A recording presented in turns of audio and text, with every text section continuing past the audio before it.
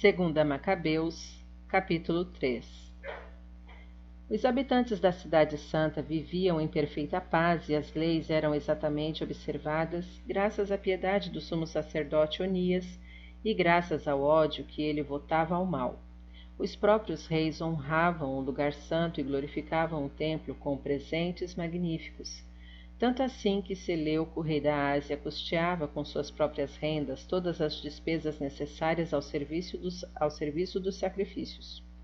Mas um certo Simão, da tribo de Benjamim, que ocupava o cargo de administrador do templo, desentendeu-se com o sumo sacerdote por causa da administração dos mercados da cidade. Não podendo impor-se a Onias, foi ter com Apolônio de Tarso, que era, naquela época, governador da Celecíria e da Fenícia. Declarou-lhe que o tesouro do templo de Jerusalém estava cheio de imensas riquezas. A quantidade dos valores era incalculável, fora de proporção com as despesas exigidas pelos sacrifícios, e acrescentou ser possível fazer tudo aquilo cair nas mãos do rei. Apolônio foi encontrar-se com o rei e comunicou-lhe o que soubera a respeito das riquezas.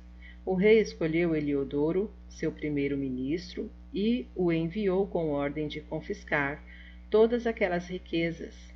Heliodoro partiu imediatamente sob pretexto de inspecionar as cidades da Celecíria e da Fenícia, mas, na realidade, para executar o desígnio do rei.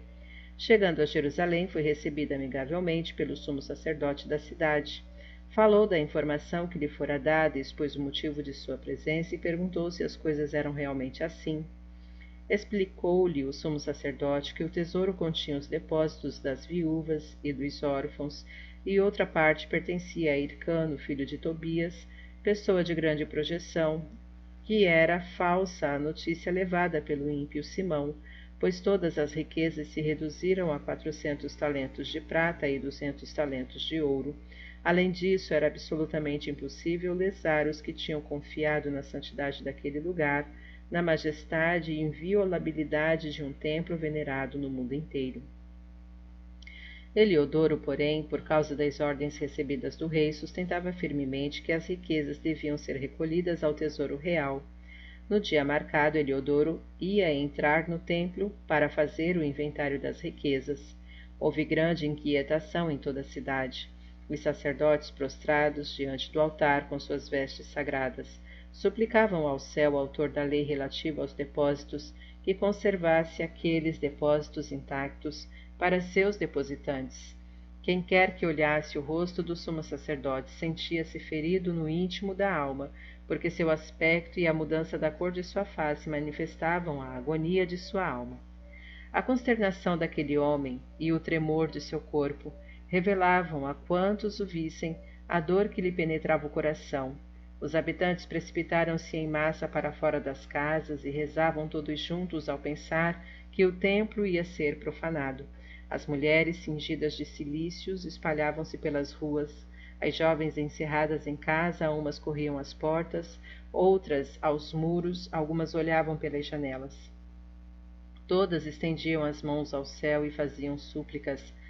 Causava pena a prostração geral daquela multidão e a angustiosa apreensão do sumo sacerdote, enquanto os judeus suplicavam ao Senhor Todo-Poderoso que conservasse os depósitos intactos e plenamente seguros para os seus depositantes. Heliodoro, de sua parte, executava o que fora determinado. Já estava com seus guardas perto do tesouro, quando o Senhor dos Espíritos e detentor de todo o poder realizou tão extraordinária manifestação que todos os que tinham ousado entrar feridos pela força de Deus se sentiram débeis e amedrontados. Apareceu-lhes um cavalo coberto de suntuosos arreios e montado por terrível cavaleiro, e vestindo impetuosamente vibrou contra Heliodoro suas patas dianteiras. O cavaleiro parecia ter armadura de ouro. Apareceram-lhe ao mesmo tempo 2 outros jovens de extraordinário vigor, de beleza radiante e de vestes magníficas. Puseram-se um de cada lado de Heliodoro e fustigaram-no sem descanso, desferindo sobre ele inúmeros golpes. Eliodoro caiu subitamente por terra, cercado de espessas trevas. Apanharam-no e colocaram-no em uma liteira, e aquele homem, que pouco antes entrara no recinto do tesouro com numerosa escolta e toda a sua guarda, eles o carregaram, impossibilitado de ajudar a si mesmo, e reconheceram que se manifestava claramente o poder de Deus.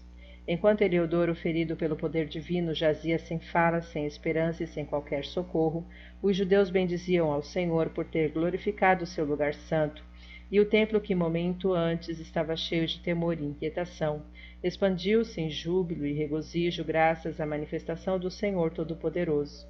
Imediatamente, alguns do séquito de Eliodoro pediram a Onias que invocasse o Altíssimo e obtivesse a graça da vida para aquele que jazia prestes a expirar.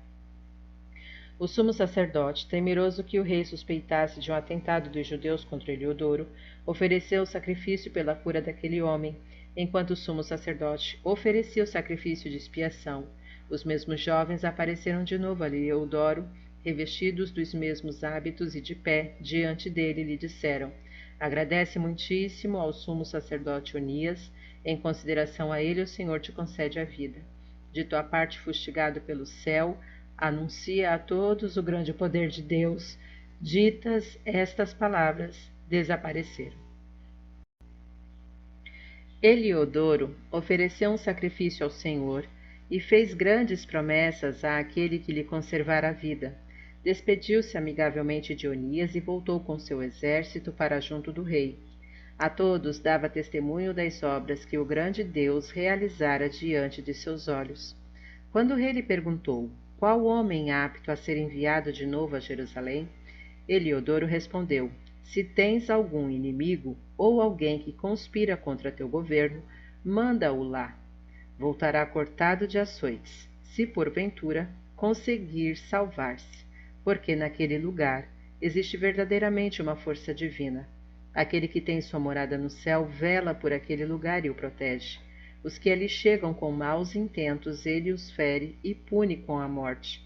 São estes os fatos relativos a Eliodoro e à conservação do tesouro sagrado.